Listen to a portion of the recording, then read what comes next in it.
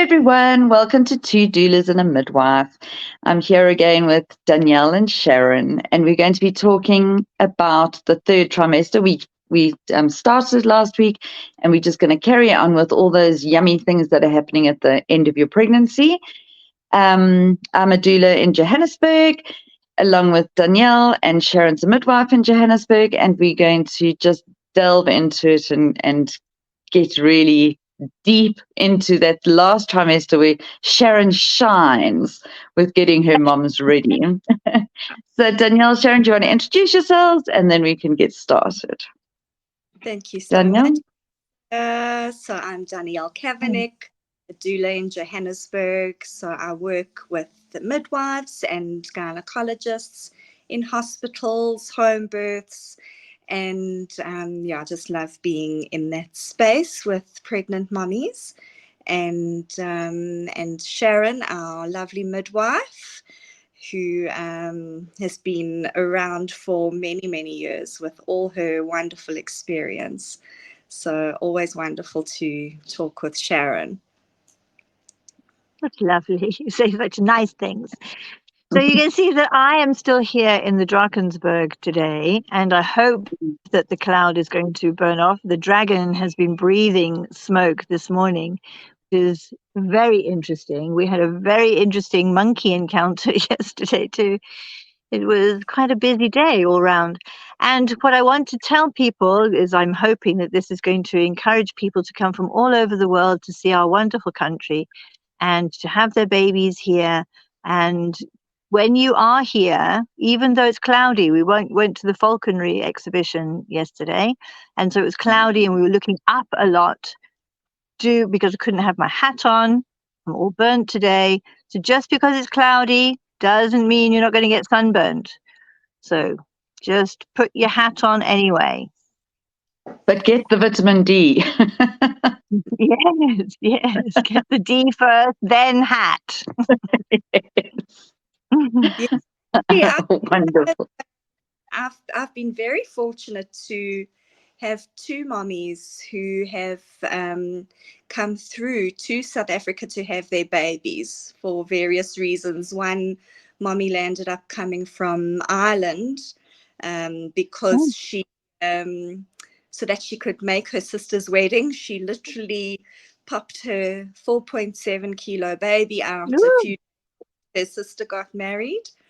And hopefully in the next few weeks, I'll be with her friend as she has her baby coming from Zimbabwe.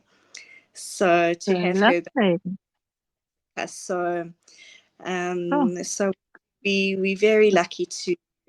There's lots of things going on here, and I think in Johannesburg especially we do shine when it comes to having babies. There's lots, and I think there's also lots of there's so many options when it comes to having your baby. And because yesterday we had an online doula meetup with a whole lot of doulas that have done our doula course that Lisa and I did together.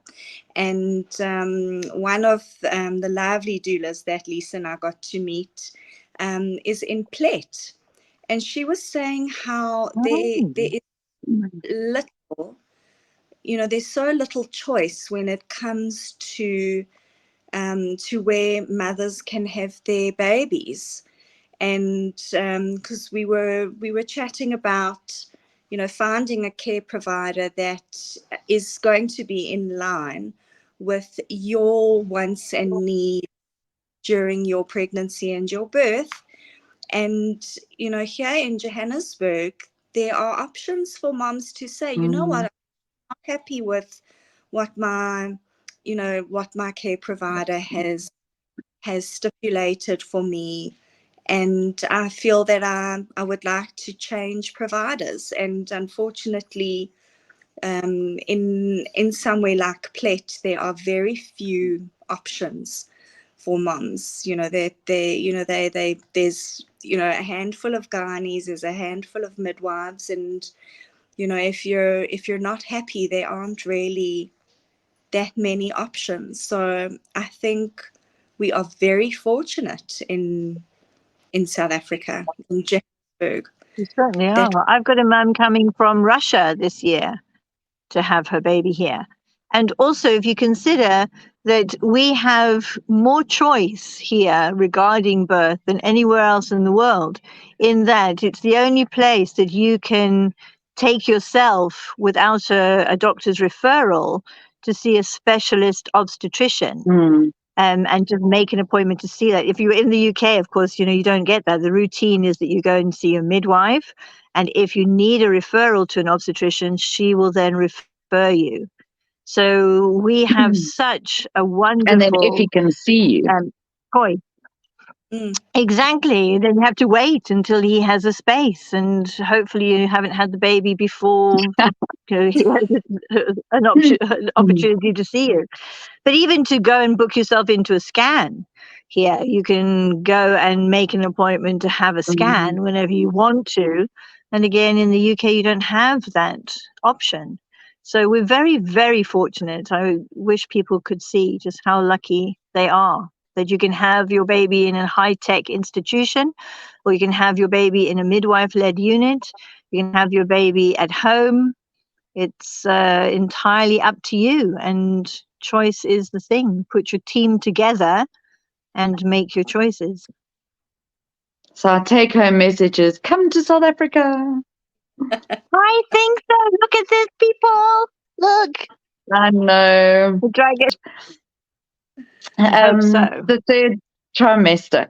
Now, Sharon, are there any tests that get done in the third trimester before baby is born, so that you can check, doing vaginal swabs or something like that for any bacteria, E. coli, anything, and blood tests, any blood tests in the third trimester? Yeah. We check, as we have discussed, at 28 weeks for the hemoglobin and her antibodies if she's a rhesus negative. And then the next major one is at 36 weeks, when she would normally see her obstetrician for the last consultation. And she would also have a strep B swab done then. So strep B is such an interesting thing, because in America they check everybody routinely with a vaginal swab for Streptococcus B. And Streptococcus B is a bacteria that can be naturally found in one's microbiome. And so if it is part of your makeup, it is never going to attack you. So you will never know that you are a carrier of Streptococcus B. But if, and because it is part of your microbiome, the baby is born vaginally and comes down the birth canal, then the baby can be seeded with Streptococcus B, meaning that the baby can pick it up on the way down and out of your body. And this then means that the baby will be born healthy and well, and we won't necessarily find anything wrong with the child until hours or possible days afterwards, when the child can become extremely ill with Streptococcus pneumonia. Babies can also get encephalitis, meningitis from Streptococcus, and it can pass over the placental barrier. And so we need to know, and the reason why we don't check everybody routinely in South Africa is because it's a bit of a hit and miss swab, in that if the Streptococcus bacteria happens to be passing as the swab is inserted and is picked up, then we will be able to ascertain that this mum is a Streptococcus carrier.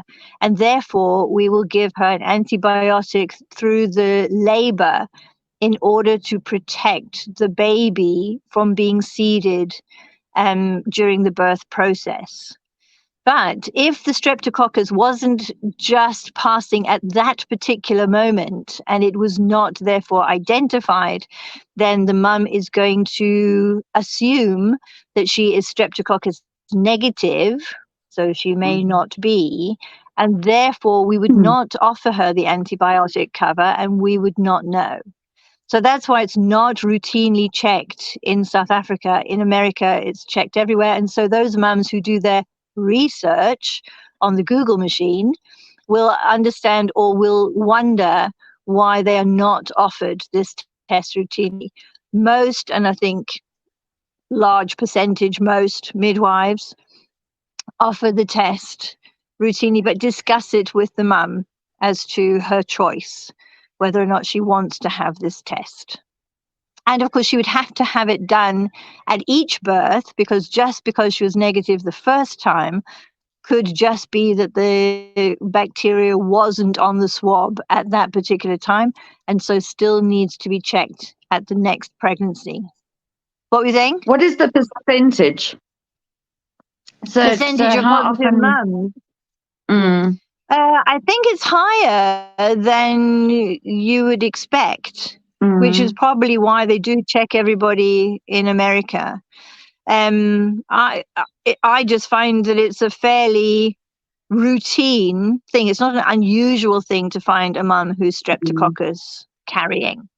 And also, if she was positive the first time, she mustn't therefore think that she could be negative. So if the swab comes back as negative the second time, we have to really assume that the bacteria just wasn't on the swab the second time, and we should just treat her as if she's streptococcus positive. And does every baby who passes through Streptococcus B get sick? No. What a wonderful question. And also, does it make any difference then if we keep the membranes intact? Because surely the streptococcus is within the amniotic fluid. And so, yeah, we need to, it's an interesting question. You would know more about that, Lisa, about the microbiome being within the amniotic fluid. Go on then. Well, no, it's quite sterile inside that amniotic fluid. And so we want that water to break so that they're sterile as in not getting all the bacteria that they need for the outside world. They're still getting bacteria, but for the outside world. So we want that water to break so that babies start seeding from the vaginal canal. But then there's the debate about the strep B. So it's a very difficult one, because a baby is missing out on a lot of good bacteria if they're going through. So, and a mom getting antibiotics in labor, that baby's not going to be affected too much by the antibiotics. So, so rather let that water break, but and the hope baby is, though, that the strep B will be affected in that it will be reduced in the birth canal, and so the baby's less likely to pick it up. Yes, absolutely. But what I'm saying is it's okay for those antibiotics at that last moment, during labor. Yeah, because baby's not going to absorb them. Interesting. So strep B. Okay. Then, so now we've gone straight on to birth again. So now, so in that last month, I know we speak about it all the time and about that, but can you talk us through so people have got, so the moms have got to, let's say 38 weeks, so those last 2 weeks. They've got to 38 weeks. What's the procedure for those last, because, I mean, you can birth from 37 weeks quite safely. We don't want you to, but... so we're going into like the last 2 weeks before baby's due date. So what is your procedure in those last? Is full term with a singleton pregnancy, and so 38 weeks. I check all my mums again for their hemoglobin, because the hemoglobin, of course, is feeding the blood. It's the condition of the blood. If she has a good hemoglobin, and my standard is above 12, means that she is going to be strong and healthy and not breathless and tired at the start of her labor. She's going to be fit to labor. It also means that she's going to, let me just move that, that she's going to be less likely to bleed as a result of pushing out her placenta, although, of course, we watch like hawks. See, I'm just using that term. For any sign of bleeding after a childbirth, and then the ingredients that she's making her milk with is coming from the blood. So if she is anemic, she's going to be tired at the end of her labor. She's going to be medically tired also, not just physically tired at the end of her labor.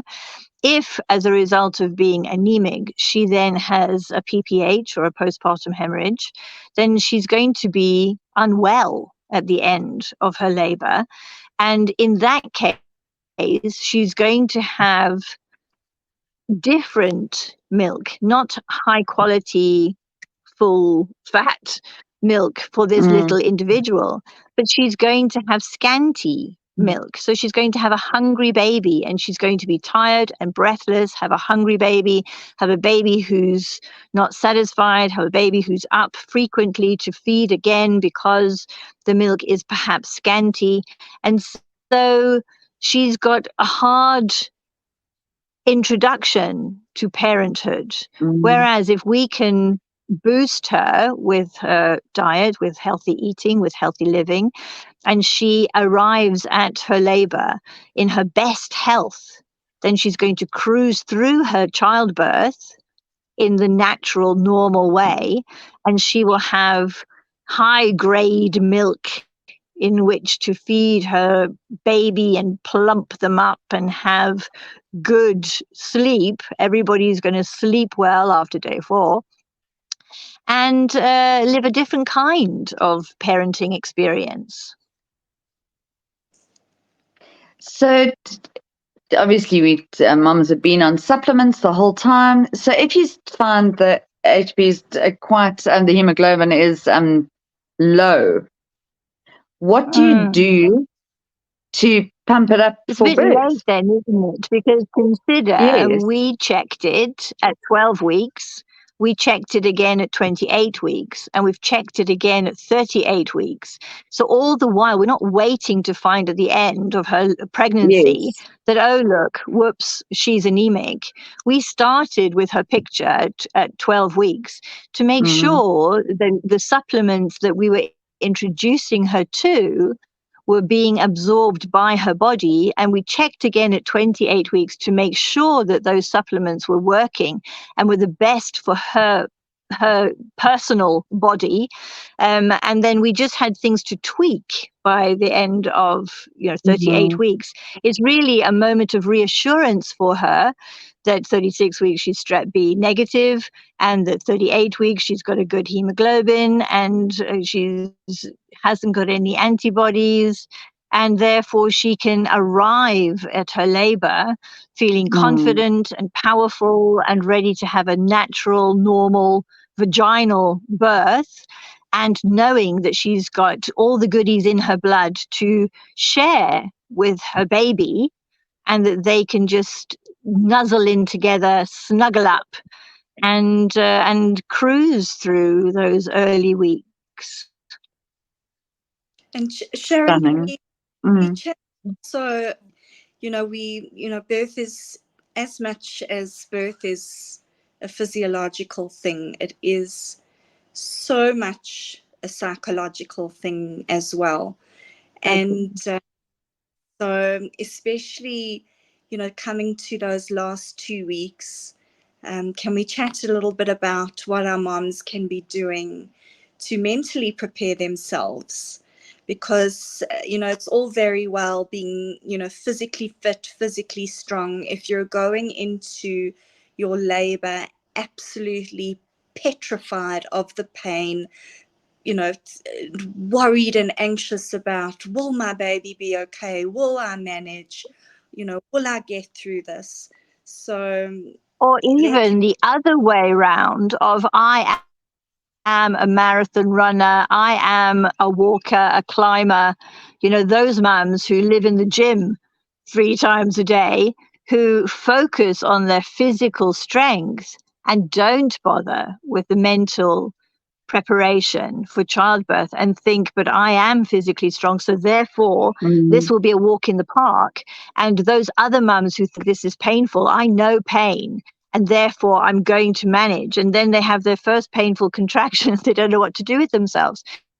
So it's for everybody to consider that there are so many aspects of your own psyche, of your own health and well-being, in that, of course, there is the physical you that you have the responsibility to make sure is going to be able to climb that mountain at the end of this physical adjustment, that there is the mental you who's going to be able to look at all possible ways by which this child can arrive into your waiting hands. It could be an emergency cesarean section. It could be an elective cesarean section. It could be a vaginal birth with complications. It could be a dry land birth, and it could be a water birth. And all of those are ways by which the mum and the dad need to prepare, because one of those is going to happen. And if she's only setting herself up for one, I've got a midwife-led unit, I'm going to have a water birth, and then she doesn't, then of course we're setting ourselves up for possible postnatal depression. And, it's postnatal depression that we are trying to avoid with all our work and all our endeavors, all our journaling. And for her to consider that if the average statistic for postnatal depression is 1 in 4 mums has some level of postnatal depression, then of course she wants to journal during her pregnancy about how will I know if I experience postnatal depression? What are the signs? How will I get myself out of it? How will I discuss it with my partner? What if he gets postnatal depression? How are we trying to avoid that? How are we discussing what the early days will be like?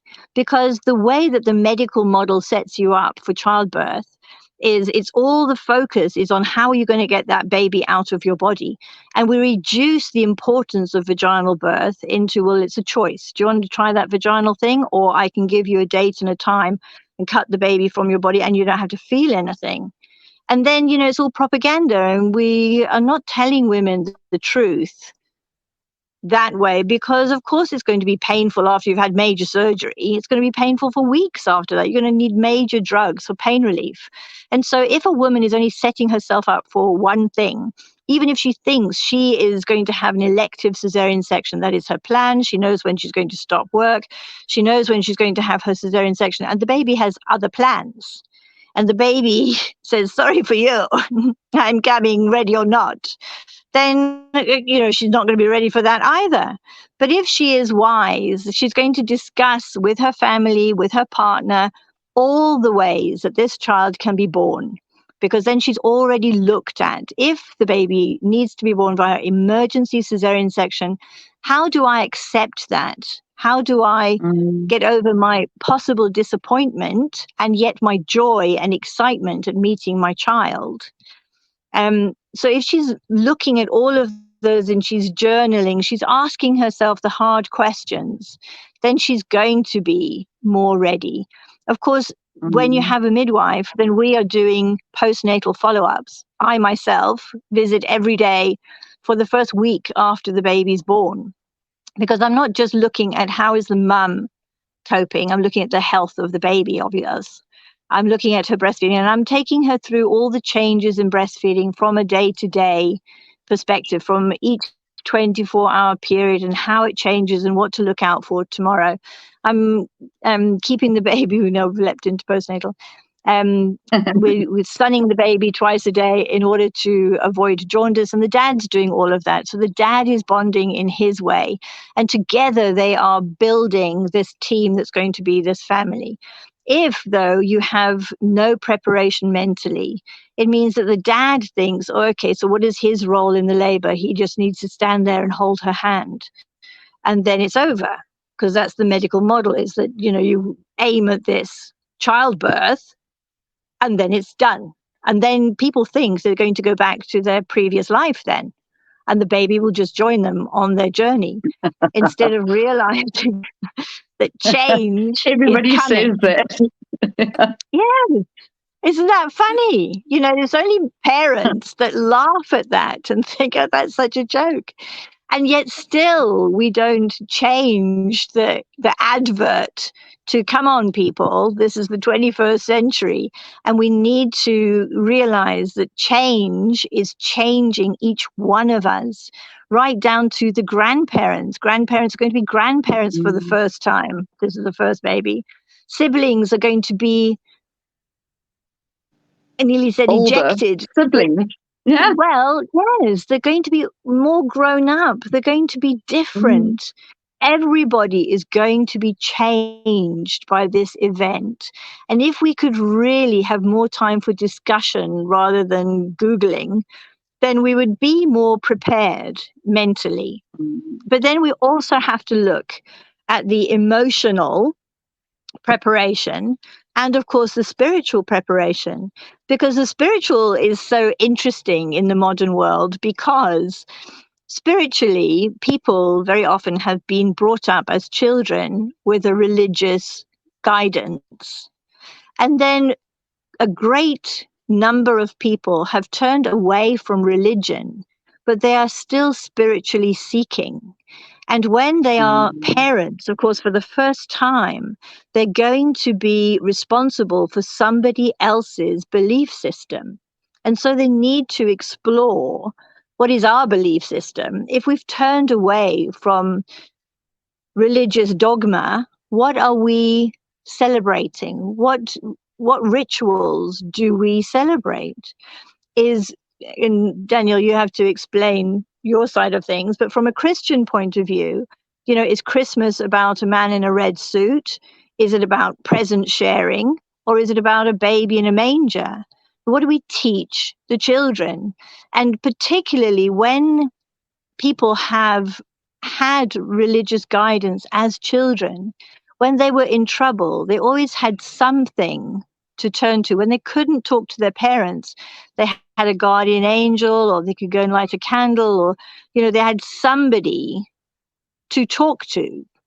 And if they have turned away from that and they decide not to teach the children that, then what I find very often is that childbirth is such a spiritual moment. You know, we talk about the miracle of childbirth, but really we mean it, in that it is such a spiritual moment when this person comes through a person into the world, that very often the mother has been touched by an angel, the father has been touched by something incredible. And again, they are changed through that. And it can be unnerving for some mums to be introduced again to whatever the spiritual value in their lives is by that dramatic moment. I didn't mean to make this all. No, it was very well put. I agree with you completely. And a lot of people, you know, they are finding their own paths and they don't want to conform to a religion or whatever. But there is something incredibly spiritual when you're in that room and you meet your baby. You do question everything. You do just believe, because when you look into a baby's face and you see that soul there, where was the soul 5 minutes ago? Where was the soul half an hour ago? What is all of that? You know, that is the journey, isn't it? And I love our discussions. It boils down to that, you know, people, and I think coming back to our South African, you know, to hyping up South Africa, I think South Africans in general are mostly connected to a higher power. Even if they create ritual, every human tribe needs ritual of some kind. We need to share ritual. And so they need to consider, with my mums, of course, I encourage them to have a ritual, to have created their first family ritual. The three of them are together around the welcoming moment of that child into their family. So if they've written a letter of intention, as in, I am your mum and this is my intention as your mum in your life, I would like to share these things, show you these things, be this kind of mum. I think you deserve to have this kind of mum in your life. And the dad is doing the same thing. This is my intention as your dad. I want to share these things, show you these things. I want to be part of your life like this. Then, and they read that out to the child. So I have left the room at that point. The three of them are back in the pool together, and I leave the room, and they then have their music playing that they want to, that they've chosen around that child's welcome. And it's like a religious moment. It's a spiritual connection to those promises. You know, we have promises when we are dedicating ourselves to our partner, whether that you do it with vows or whether you do it in whatever religious way. Even if you're walking the log or hand fasting or whatever it is that you have done, you have promised your partner something. And now you are the leaders of this tribe of three, with accordance to this child. And so for you to make promises to the child on arrival, this child has made an enormous effort to get here safely, one way or the other. And so it's a wonderful opportunity for parents to stop in that moment. That's when the world stops, when the child is here, and to commemorate that moment in some sort of family way just makes it even more special. Absolutely. So you speak about journaling. Do you ask your parents to journal right through the pregnancy, or is it more focused? Okay. So you suggest to them to... So when I'm meeting possible clients, I have a first free consultation so that we can talk about what are their expectations and what are my expectations of them. So people who think, oh no, that raw diet, that's not really for me, I can't do that, will, I hope, go away and think about it and think, so what is the purpose of that? And am I willing to explore that? What if I were to cut out all ugly foods from my diet? Is it just a matter of convenience, or, you know, will I feel better? What if I do feel better just by cutting out all the junk along the way? Do I want to polish this up with a raw diet at the end and really see the benefit to my body at the end? And so if I'm going to journal, if I'm going to ask myself questions, the questions are going to come up anyway. As a human being, one questions. And if you're going to write it down, because if you're going to, and mums, of course, tend to do it more because I think psychologically they are, they tend to be more interested in the answers. But if a mum is generally, if you're going to, first of all, start with a mind map, and you just give yourself a question. What is my first question? I'm going to be a mother. Who was my mother? Who was her mother? The world has changed so fast from one generation. Who was your grandmother? I mean, my grandmother was a very simple woman who, I don't think she even had a vacuum cleaner. They didn't have a washing machine. And now look what we've got. You know, it's people in very simple homes have cell phones. Everybody has their own cell phone connection to the Wi-Fi, blah, blah, blah. And, you know, so you think of how fast the world has changed. What are these children going to know?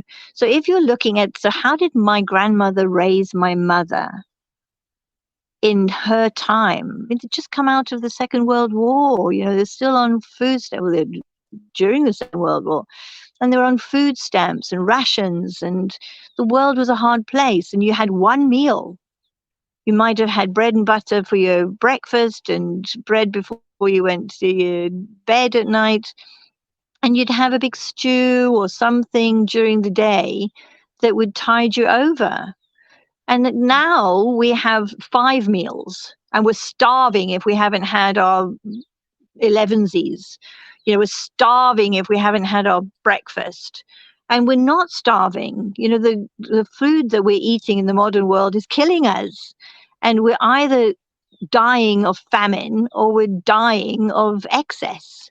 It's just such an interesting world that we're living in. So if you think of your grandmother, everybody think of your grandmother and how she taught your mother and how your mother has taught you. And if you're mind mapping that and you're looking at, so what do I want to teach my daughter then? What am I taking from this? Why did I choose my mother to be my mother? And what do I want to pass on? And what do I not want to pass on? And how am I not going to pass that on?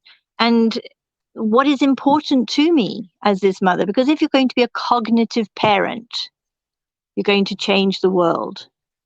Because if we grow up cognitive children, they're going to look after the planet and take care of themselves and the animals in it and everything else. But if we don't have time, and that unfortunately is the great moan that I hear most of, I don't have time to eat well, I don't have time to journal, I don't have time. If you don't have time before the child arrives, where do you think the time is going to come from when you have a child to stop and feed every 2 hours? Where is the time going to come from? If you don't have the time now, how are you going to have these deep, meaningful conversations with these children? How are you going to know your child if you can't find the time for perineal massage, for care of yourself, care of your body, care of your relationship, and preparation for change that is coming? So mind mapping then, I think, is fabulous because it gives you a bird's eye view as to what's going on in your head and what topics do you need to then explore with your partner and, of course, with the grandparents, because grandparents live in a completely different world to what they were brought up in. And they're either bringing all the same methods of child rearing that they expended on their children to the grandchildren, or pregnancy becomes an opportunity, a time for discussion around sugar, around sweeties, around vaccination, around all the things that you might have a different opinion about from your parents. Otherwise, we have all sorts of interesting things that grandparents do because they think that their children, the parents of the grandchild, are still only children. And what do they know about being parents? They've never been parents before. And so the grandparents very often think, well, it's their role then to teach the children how to be parents and therefore do all the same things that they did with the children to the grandchildren. And that might not be okay. And what you don't want to have happen is to turn these children into some sort of weapon to be used. You're not allowed to see the child, or the child will not be spending the weekend with you because, it just becomes dysfunctional. So in that regard, though, you get them to do mind mapping? You get your parents to do mind mapping? I think because if you're introducing people to journaling, they think that journaling is, in school you had to write a horrible diary. Dear diary, the sun is shining today and we're having stew for lunch, and then it just becomes dire. But if you start mind mapping, then and you've got a central question, then all the next question comes from the mind map, and you're just bubbling up with questions. And if you're questioning yourself and you're leading yourself through your life's journey, then of course it's going to be far more satisfying. So I think mind mapping is fun and exciting. And I think that when people start it, then it's something that they want to continue, because even if after the child is born, you can mind map about how am I getting on? Because if you are aware that each child that you're having, of course, is a completely separate individual, and you want to know each one of your children as the individuals that they are and not just lump them together. You know, the thing about having a sibling, a second child who is the same sex as the first, people tend to think, well, that's convenient because that means bunk beds and same sports and same school and same at all. enjoyment. And that's what we need to break. And we need to see that even if you only have 2 children, because, you know, my siblings, my mum had 7 children. My husband comes from 9 children. And so, you know, the siblings sort of raise each other in that kind of world. And that was only yesterday. Now we expect to have 1 child, maybe 2 children. And that's why the journey, the antenatal care, the antenatal guidance is so important, because you want to have, I have to look out for the monkeys. You want to have these children who are vibrant and healthy and strong and ready to take on the world. Even if you look at cell phones, you know, you probably didn't have cell phones at school. Did you? But it's so fun. No, not at all. But it's so funny because we were discussing this yesterday. Sorry. My son's 12 and my daughters are 22 and 24. And their first 12 years were very different to my son's first 12 years. Yeah. And how, I mean, they didn't even see a cell phone. You know, they had no access to a cell phone besides mine, which had some BlackBerry texting. That was it. You know, they got cell phones when they were 13, only because of a bit of peer pressure that everybody was starting to get cell phones. You know, Jonathan's had a cell phone for forever. He's always had access to one. You know, and that's in the same. I mean, they're my children. They're all 3 of them are my children. Yeah. It's not even like, you know, it was my mother or whatever. So this is just how rapidly the world is changing all the time. All the time. And you know that one of the main concerns that we have for this generation coming in is addiction. And when we look at us, my generation growing up, you know, the worst thing you could do was possibly go and drink your father's booze from the cocktail cabinet and get drunk, and that was very funny, and maybe you did it once. But you know, now the addiction is all gratification. And so these children today, and in my experience, is they want an instant gratification. So this isn't pleasing me anymore. I need to do something a little bit more daring, and that's not pleasing me because I've got access to it. It's not that they have to plan anything. Everything's available. Everything. Yeah. And so from alcohol to booze to smoking to vaping to everything is available at their fingertips. So where are they going to find their next high? When is it going to stop? How do we guide them through? How do we know every day what they're looking at? Are they being groomed? Is this 12-year-old in another place really a 12-year-old? How do we know? What about the problem with pornography in the playground? You know, because peers are the hardest thing, aren't they? Peers, somebody's going to tell your child that Santa Claus doesn't really exist. You know, somebody's going to tell your child something. And now it just gets bigger and bigger into, well, have you seen this? And have you watched that? And how do we keep them safe? But this is the thing. So we need to bring that back to, like you say, in the journaling. How am I going to raise this child in this world? Because it is very different from when we grew up.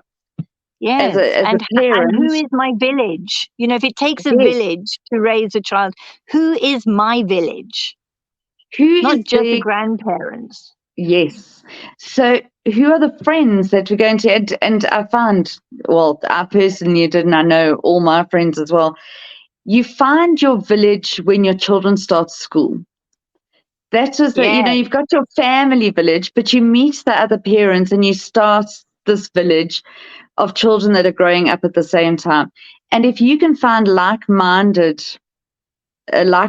village when your children are growing up, it's that much easier, because Yes, but then you we all also have have to the be aware of that, same. though, don't we? There are Oh, those people absolutely, who live but in a locked-in community who think, "Oh, this is safe. I have okay, taken the yes. child away from the town, and we're in this secure environment." But you don't know who's living next door. And again, in our day, we would be dropped off at a party. There you go, cheerio, have a nice Yes. time. I'll pick you up when it's over. But now you drop a child off at a party and you have to know, well, who are the parents, who's going to be there, what's going on, and yet not make your child paranoid. How do you do that? Well, this is it, and I think it is important to write those things down and get that down on paper to say, this is what we would like to do in raising our children. And I think you're absolutely right. That journaling throughout is just beautiful. And I'm definitely going to be using that with moms now to say, listen, write it down, because I do a postnatal with them, but it's short. I do that. Okay, so let's see. Day one, you're going home. Who's there? Where's your food? So we prepare for that first 2 weeks at least. And I get dad involved, and that mom mustn't do a thing. She is just there for baby in those first few weeks. She doesn't need to be thinking about what's for supper and everything. So we plan for those first few weeks, but what about after that? What about the future? Definitely, we need to have a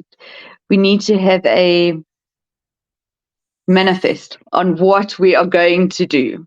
Yeah. It's also hysterical to come back to it 10 years later and realize how gormless you were, how naive you were, and what you thought your expectations were, and what you thought was going to happen. And it's just hysterical to see, oh my goodness, what a load of rubbish. I know. And the first one is always, there's going to be no co-sleeping. We're not going to have baby in our bed and everything. And then 10 years down the line, they're still trying to get their 10-year-old out of their bed because they realize it's the best thing in the world. Yes, and the most convenient. Yes. Danielle, you're very quiet. Oh, sorry. Trying to get in there. Yeah, Sharon, I absolutely love that. We, especially, in the weeks coming up to the end of the pregnancy, we're very focused. We tend to focus on the birthday, and as birth workers, we're, talking to our moms about their birth plans, and, how they would, what's their ultimate birth plan. And then we also coach through, so if things don't go according to our ultimate plan, how would we, but then a lot of parents just stop there, and then now they have this baby and we're like, okay, now what? and there is such a benefit to, often we say, oh, it's nice to kind of go with the flow and not, but ultimately your flow may be completely different to your partner's flow. And, exactly. You might say, well, this is actually a non-negotiable for me. And you'll be, but, I didn't know that about you. And so that's why I think it is absolutely brilliant, not just to, use those few weeks before the entire pregnancy to discuss, what we would physiologically like to happen in our birth, but also what we want for afterwards. That it's not totally. And also I think with the dad, dad's worry, my breastfeeding class, very often the point comes up that only the mother can feed the baby, but the father can feed the mother. And if the mother is eating healthy food because of what he is bringing to her, then he's nurturing his whole family, isn't he? And the other point that you made there is, of course, that once the child arrives, relationships can break down, because so often we prepare dads for a couple of hours of labor and we don't prepare them for change. And so he thinks, well, that's it, it's over, the pregnancy's over, and I can go back to my old life. But if he's going back to his old life, her life is changing permanently anyway. She cannot go back to her old life, because even if she's going back to work, she's going back as a mother whose mind is on her child at home or wherever her child is.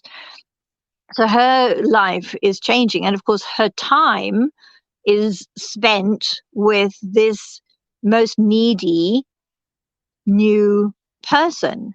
And so their time together as grown-ups is going to be diminished as a result of that. And he can either get grumpy about that and feel resentful towards the child who is taking his partner from him, and destruction all round, or they can be working together as this family that they are creating and realize that they must find time in their journaling, in their pregnancy. How are they going to find time for each other after the child has arrived? Because that is paramount. You don't want to find in 35 years when your child leaves home that you're sitting opposite to somebody you don't know over the breakfast table. So you have to keep the primary relationship alive and well and fully functionable. And each one of you as a parent, only one of you can be this child's mother, and only one of you can be this child's father. And that's why it's so rich to be a family, because together then you are this unique group, which makes it more understandable of the other person. You see this as a father, I see that. It doesn't mean that you are wrong. You see this as a mother. It doesn't mean that you are soft. It means that is a mother's perspective. And if we can respect each other along the way, it works better. It's so important to understand the hierarchy of the family unit. If we have mother, father, and baby, that the person at the top of the pyramid is actually not the baby. We think because the baby is so completely helpless, so completely dependent on its parents, that it is the number one priority. Then your pyramid is going to break down. The person at the top of the pyramid is the mother, because if she is not well physically, emotionally, in all her capacities, then the pyramid is going to break down. She is that number one. So, and the baby is not number two either. The husband, the partner, is number two. And when number one is looked after and nurtured and well fed, then she will be able to be a wife as much as she can be a mother, because she has to be a mother. She has to feed that baby. She has to breastfeed. She's got to get up in the middle of the night to change the nappies.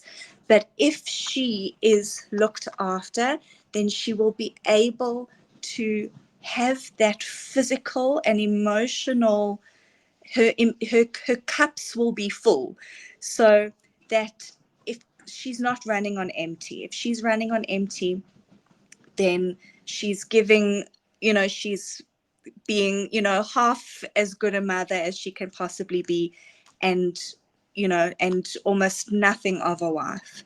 So if we have that discussion before, where the dads understand, wow, my wife has just been through this physical marathon, and not just expecting things to, as Sharon said, to just go back to the way they were, where the, it may be the priority, the main priority is, of the house falls often on the woman, that, if he comes home and there's a mess and there's not, this gourmet meal that he's used to coming, home from work, that he realizes, no, actually, I need to step Find up. the kitchen. Yeah. Ladies, I think we're at the top of the hour, so I'm not going to, I'm going to kind of bring it down. What a wonderful conversation. I think we went all over and very important topics about that third trimester and what to think about. And so next week, we're going to move on to the big day, the birthday. And that's another exciting one. And I'm sure it'll take us a few sessions to get through the whole process, because it really is just, well, it's magical. And so I bid you farewell, and we will see you next week. Lovely. Thank you. You. Goodbye from the Drakensberg. Oh, bye. Bye.